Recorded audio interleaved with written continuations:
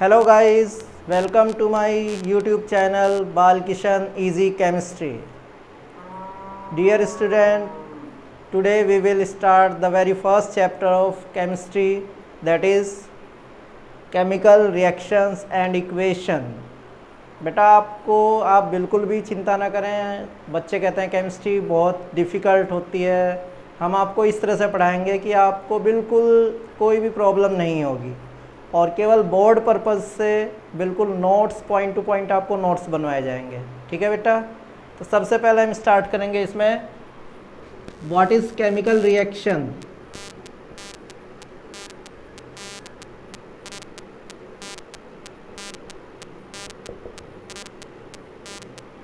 तो chemical reaction क्या होता है बेटा? The process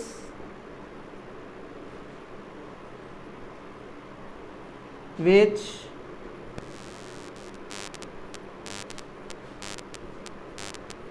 involve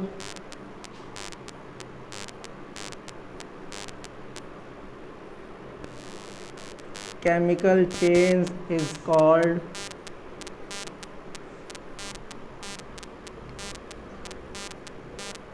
chemical reaction। ठीक है बेटा, आपने 9th में फिजिकल चेंज और केमिकल चेंज के बारे में पढ़ा हुआ है। तो ऐसे प्रोसेस जहाँ पे भी केमिकल चेंज होता है उनको हम केमिकल रिएक्शन कहते हैं। ठीक है बेटा, केमिकल रिएक्शन में बेटा दो तरह के केमिकल सब्सटेंस जो है वो पाए जाते हैं। कौन कौन से? फर्स्ट है रिएक्टेंट। रिएक्टेंट किसको कहते हैं बेटा?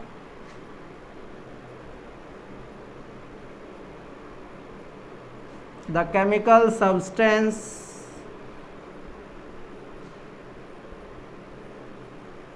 that take part in a chemical reaction is called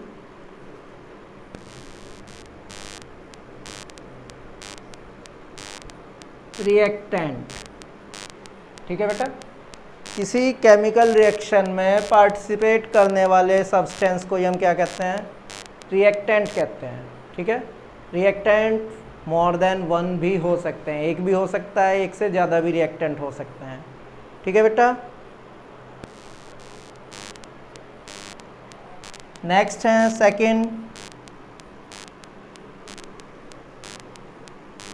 second component reaction की, वो है प्रोडक्ट। प्रोडक्ट क्या होता है बेटा? प्रोडक्ट होता है द न्यू सब्सटेंस फॉर्म्ड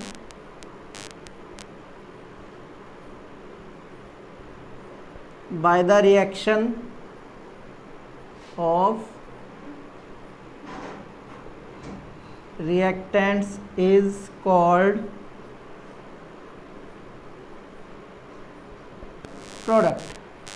तो रिएक्टेंट्स की रिएक्शन के बाद जो न्यू केमिकल सब्सटेंस बनेंगे उन न्यू केमिकल सब्सटेंस को हम प्रोडक्ट कहते हैं। ठीक है बेटा,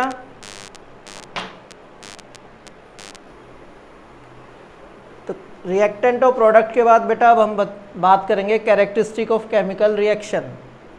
कैरेक्टरिस्टिक ऑफ केमिकल रिएक्शन का मतलब है हम कैसे ये ऑब्जर्व करेंगे कि रिएक्टेंट प्रोडक्ट में चेंज हो रहे हैं। हमको कैसे पता चलेगा, हम कैसे गैस करेंगे कि कोई रिएक्शन हो रही है या नहीं?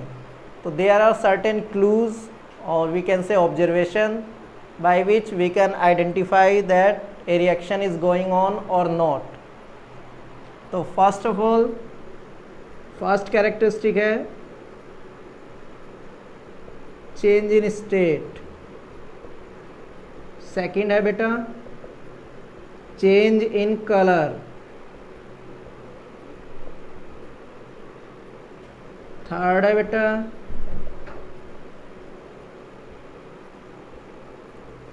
evolution of gas। फोर्थ है बेटा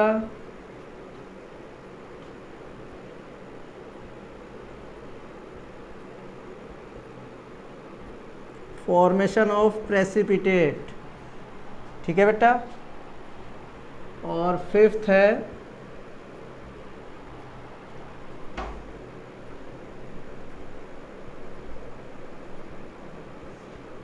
चेंज इन टेम्परेचर। तो ये 5 कैरेक्टरिस्टिक हैं बेटा, जिनके हेल्प से हम ये बता सकते हैं कि कोई भी रिएक्शन हो रही है या नहीं। इसका हमें अंदाज़ा हो जाता है कि रिएक्शन चल रही है या नहीं, ठीक है बेटा।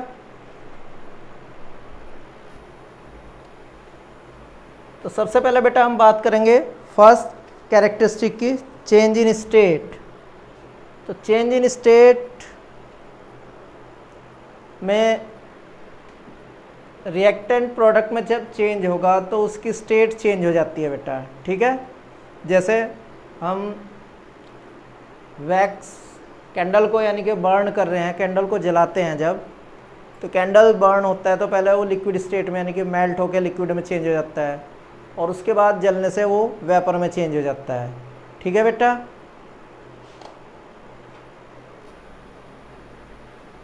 तो चेंज इन स्टेट में बेटा some chemical reactions involve change in state. बताया अभी हमने कि जब कैंडल जब बर्न करते हैं तो कैंडल क्या होगा, पहले मेल्ट होगा, और मेल्ट होकर जब वो बर्न होगा बेटा, तो बर्न होगा तो उससे कार्बन डाइऑक्साइड प्रोड्यूस होगी और वाटर वेपर। तो कैंडल जो हमने लिया वो सॉलिड स्टेट में है, और जैसे ही उसको हम बर्न करते हैं तो उससे जो प्रोडक्ट बन रही हैं वो गैसियस स्टेट में आ जाती हैं। तो चेंज इन स्टेट हो जाता है, यहाँ पे स्टेट मैटर की चेंज हो जाती है। रिएक्टेंट सॉलिड स्टेट में है और प्रोडक्ट जो बन रही हैं वो गैसियस प्रोडक्ट बन जाती हैं, ठीक है बेटा। तो ये फर्स्ट हो गया change in state. Second characteristic है बेटा चेंज इन कलर। तो some chemical reaction involve change in colour. कुछ केमिकल रिएक्शन ऐसे होते हैं जिसमें कलर चेंज हो जाता है, यानी कि जो प्रोडक्ट बनती है उनका कलर रिएक्टेंट से बिल्कुल डिफरेंट होता है। जैसे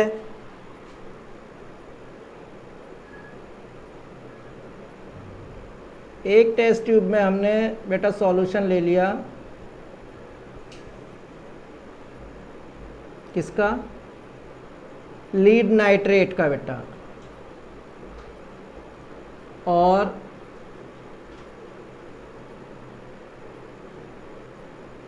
उस सॉल्यूशन में बेटा हम ऐड कर रहे हैं सॉल्यूशन किस चीज़ का, पोटासियम आयोडाइड का।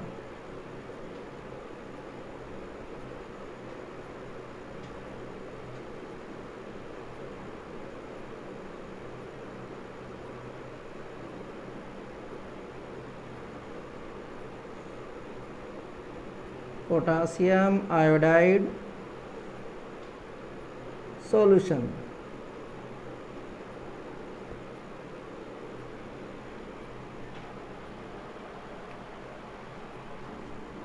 तो जैसे ही हम सॉल्यूशन को मिक्स करते हैं बेटा, तो ये दोनों कैसे हैं, कलरलेस। लीड नाइट्रेट का सॉल्यूशन भी कलरलेस है बेटा, और पोटासियम आयोडाइड का सॉल्यूशन भी कलरलेस है। लेकिन जैसे ही दोनों को हम मिक्स करते हैं तो मिक्स करते ही प्रेसिपिटेट्स बन जाते हैं बेटा,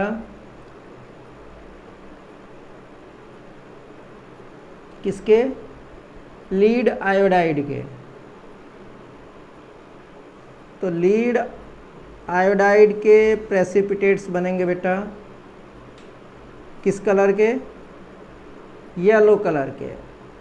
पीपीटी बन जाएंगे, प्रेसिपिटेट बनेगा येलो कलर का। तो जो हमने रिएक्टेंट लिए लीड नाइट्रेट और पोटासियम आयोडाइड, बेटा ये दोनों के दोनों सॉल्यूशन कलरलेस हैं, लेकिन जैसे ही दोनों को मिक्स किया हमने वहाँ पे, तो वहाँ बन गया लीड आयोडाइड।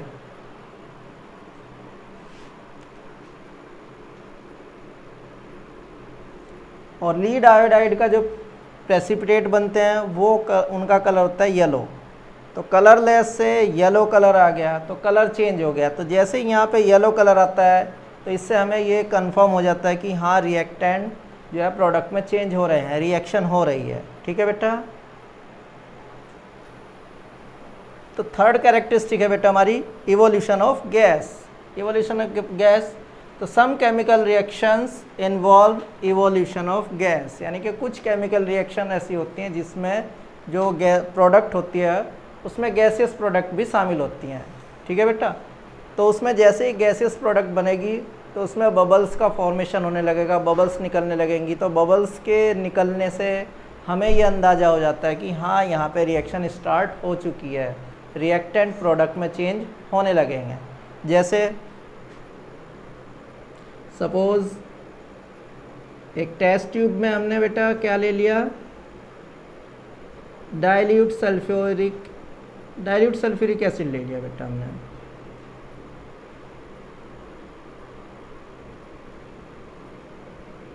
कैसा है बेटा ये, डाइल्यूट।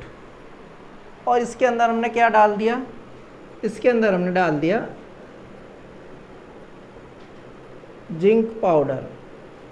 तो जैसे ही जिंक पाउडर इसमें ऐड करोगे तो जिंक पाउडर की रिएक्शन एसिड से जैसे ही होगी तो हाइड्रोजन गैस रिलीज़ होगी। तो हाइड्रोजन गैस बबल्स की फॉर्म में इसमें से बबल्स निकलने लगेंगे, बबलिंग होनी स्टार्ट हो जाएगी बेटा, बबल्स बाहर आने लगेंगे। तो बबल्स का फॉर्मेशन ये शो करता है कि यहाँ पे गैस बन रही है। तो रिएक्शन क्या हो गई बेटा, यहाँ पे जिंक सॉलिड है हमारा, रिएक्शन कराई हमने किससे, डाइल्यूट सल्फ्यूरिक एसिड से। तो रिएक्शन क्या हुई यहाँ पे, ZnSO4 जिंक का सल्फेट बन गया और हाइड्रोजन गैस। ठीक है बेटा। तो ये रिएक्शन हो गई, जिंक की रिएक्शन H2SO4 से हुई, ZnSO4 बन गया और हाइड्रोजन गैस बेटा। तो अब हाइड्रोजन गैस ही निकल रही है या कोई और गैस, तो बेटा इसका टेस्ट अभी आगे बताएंगे।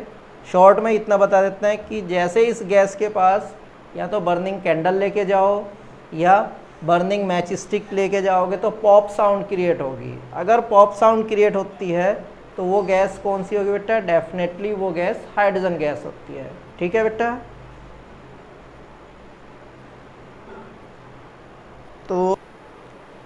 तो बेटा फोर्थ कैरेक्टरिस्टिक है हमारी फॉर्मेशन ऑफ प्रेसिपिटेट्स। तो फॉर्मेशन ऑफ प्रेसिपिटेट्स में some chemical reaction involve formation of precipitate. तो कुछ केमिकल रिएक्शन ऐसी होती हैं जिनमें क्या होता है कि जब रिएक्टेंट्स को मिक्स करते हैं तो वहाँ पे प्रेसिपिटेट्स का फॉर्मेशन होता है। प्रेसिपिटेट्स क्या होते हैं बेटा, कोई भी चीज़ जो पहले सॉल्युबल फॉर्म में होती है, सॉल्युबल होती है, और वो अचानक से अगर इनसॉल्युबल हो जाए तो उसको हम प्रेसिपिटेट्स कहते हैं। ठीक है बेटा। जैसे अभी हमने चेंज इन कलर में बताया था कि अगर लीड नाइट्रेट और पोटासियम आयोडाइड के सॉल्यूशन को हम मिक्स करते हैं तो येलो पीपीटी बनते हैं, किसके बेटा, लीड आयोडाइड के। तो लीड आयोडाइड क्या हो गया, वो ऐसा केमिकल बन गया, न्यू सब्सटेंस, जो सॉल्यूशन में इनसॉल्युबल है। इनसॉल्युबल होने की वजह से वो सॉल्यूशन में से सेपरेट हो जाता है, अलग हो जाता है, उसी को ही हम प्रेसिपिटेट्स कहते हैं। तो अगर हम इसकी इक्वेशन लिखें तो लीड नाइट्रेट का एक्वस सॉल्यूशन लिया था हमने बेटा, और दूसरा सॉल्यूशन लिया था हमने पोटासियम आयोडाइड का एक्वस सॉल्यूशन। दोनों सॉल्यूशन को मिक्स किया हमने तो लीड आयोडाइड के प्रेसिपिटेट्स बन गए थे बेटा येलो, और साथ में बन गया बेटा पोटासियम नाइट्रेट। अगर इसको हम बैलेंस करें बेटा तो यहाँ पे 2 से मल्टीप्लाई करेंगे और यहाँ पे भी। तो ये फॉर्मेशन ऑफ प्रेसिपिटेट्स की रिएक्शन है बेटा।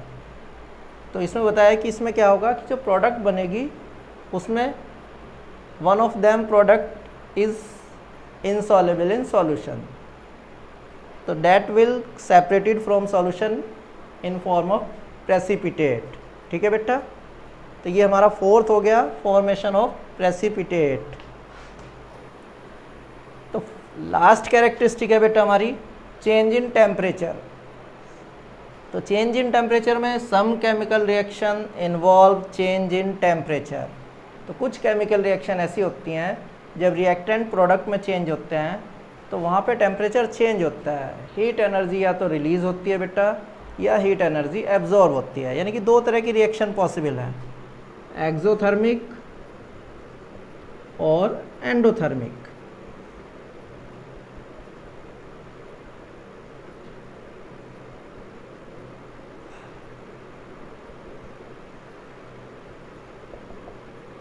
तो एक्सोथर्मिक बेटा, एक्सो दो वर्ड से बना हुआ है, एक्सोथर्मिक जो है दो वर्ड से बना हुआ है। एक तो एक्सो का मतलब आउट, दूसरा वर्ड है थर्म मीन्स हीट।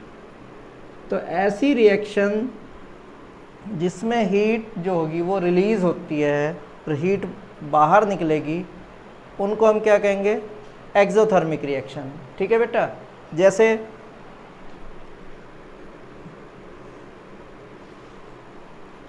क्या है, एक बीकर ले लिया हमने, उस बीकर में हमने क्या कर लिया, क्विक लाइम पानी लेके, वाटर है और वाटर के अंदर हमने क्या डाल दिया, क्विक लाइम, कैल्शियम ऑक्साइड। तो जैसे ही क्विक लाइम को वाटर में डालेंगे, इसको जो है स्टीयर करेंगे, डिज़ोल्व करेंगे, तो इस अगर बर्तन को हम टच करके देखें, बीकर को टच करके देखते हैं तो ये गर्म हो जाता है। ठीक है, तो अगर इसको छू के देखें तो ये गर्म है। किस लिए, क्योंकि बेटा जैसे ही क्विक लाइम वाटर में डिज़ोल्व होता है तो इसमें हीट एनर्जी प्रोड्यूस होती है। मींस कैसी रिएक्शन हो रही है यहाँ पे, एक्सोथर्मिक रिएक्शन। तो एक्सोथर्मिक रिएक्शन कौन सी है, those reaction in which heat is given out. जिन रिएक्शंस में हीट एनर्जी बाहर निकलेगी उनको हम एक्सोथर्मिक रिएक्शन कहेंगे। ऐसे ही बेटा अगर हम एंडोथर्मिक की बात करें तो एंडोथर्मिक वर्ड भी दो वर्ड से मिलके बना है, एंडो मीन्स इन और थर्म मीन्स हीट।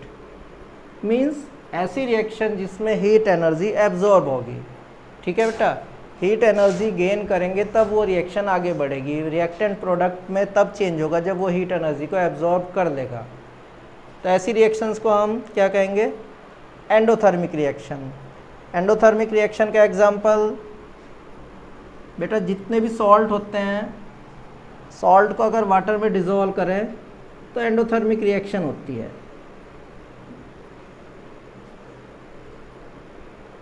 ठीक है, कोई भी सॉल्ट हो, सॉल्ट को अगर हम कहाँ पे डिज़ोल्व कर दें बेटा, पानी में डिज़ोल्व करें तो उसके लिए डिज़ोल्व होने के लिए एनर्जी चाहिए होती है। तो हीट एनर्जी एब्जॉर्ब करने के बाद वहाँ पे रिएक्शन होती है। ठीक है बेटा, तो जैसे आपने घर में देखा होगा, जो बच्चे एग्रीकल्चर जिनके घर में यानी कि खेती होती है, तो वहाँ पे जो है खेत में यूरिया डाला जाता है बेटा। तो अगर आप इसको घर में देखना चाहते हो, ऑब्ज़र्व करना चाहते हो, तो एक बर्तन में, एक गिलास में पानी भर के उसमें कुछ क्रिस्टल यूरिया के डाल के देख लो बेटा।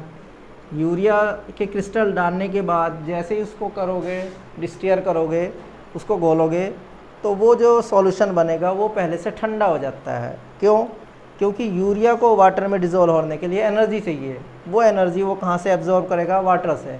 तो वाटर का टेम्परेचर डाउन हो जाता है, जिससे वो पानी जो है वो ठंडा हो जाता है। तो अगर हम वाटर है, वाटर में क्या डाल दें, यूरिया, तो बेटा जो सॉल्यूशन बनेगा वो पहले से कोल्ड हो जाएगा।